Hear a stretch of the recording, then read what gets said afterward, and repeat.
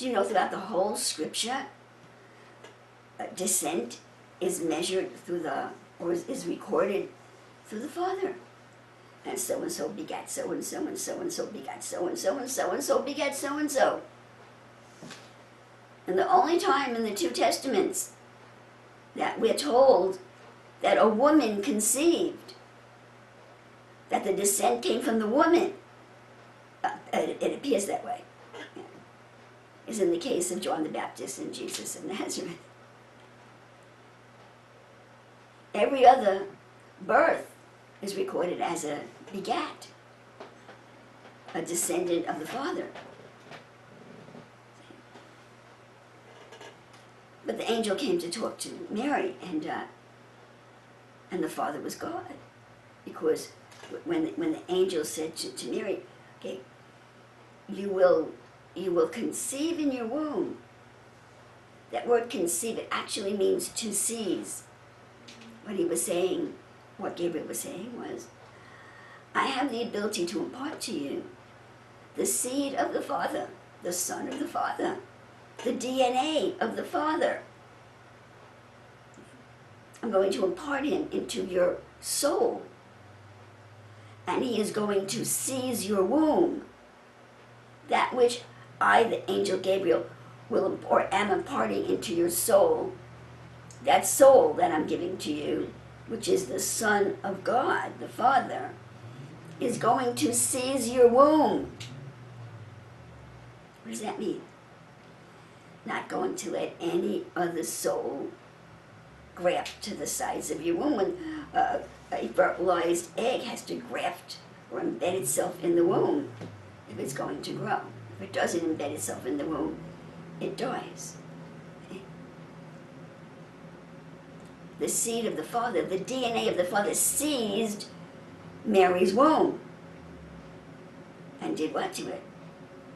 Prevented any other seed from entering in. And that seed, that holy thing that the New Testament talks about, it was a holy seed, a holy DNA. And then Mary got married. And she and her husband consummated the marriage. And that holy thing was seizing that womb. See?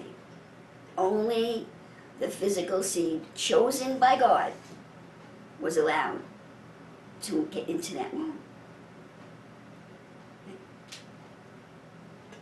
I believe the egg from Mary's ovary was specifically chosen by God. I believe the sperm of Joseph was specifically chosen by God. And when that fertilization, when that conception, when that human conception took place, when that physical conception took place, and tried to embed itself in the wall of Mary's womb, I believe a voice said, what authority do you have to embed yourself in this womb that is seized by the Christ of the living God? And that zygote said, we have been chosen from above. And that which was seizing Mary's womb said, embed yourself.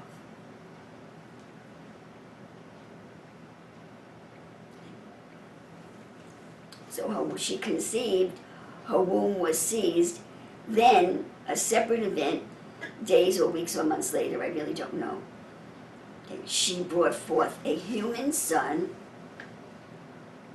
and there was a soul incarnate in that human son that contained the DNA of God. And they were braided together. So the angel called him that holy thing, the DNA of God. That is the Son of God. Was not written, was that holy thing, together with the conception of Joseph and Mary, makes one Son of God. The holy thing plus the physical child, human child, makes the Son of God. See?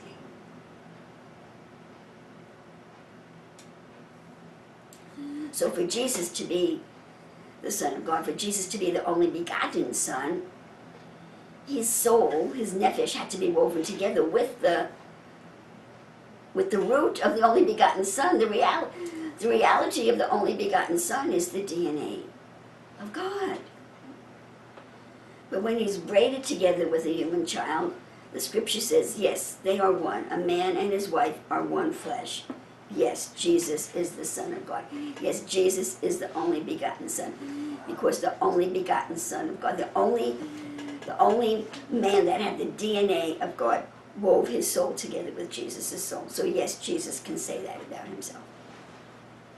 But not in and of himself. Only because of the one that he was married to. See? It sounds like it's a play on words, but it's not.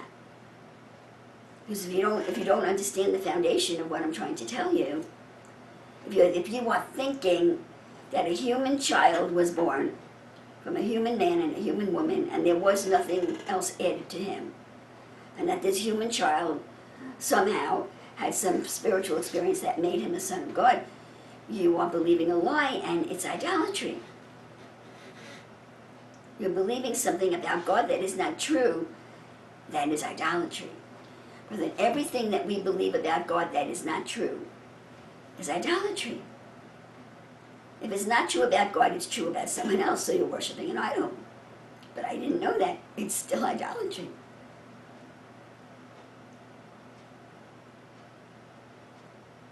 I didn't know if I slept with my boyfriend, I would get pregnant. Nobody ever told me that, but you're pregnant.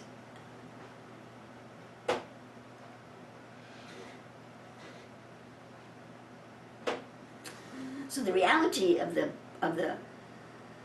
virgin birth is that it was the birth of a virgin soul, not a human virgin who had a physical maidenhead that was not shattered.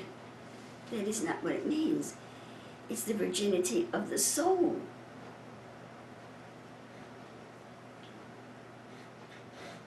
There was no foreign god involved in this conception.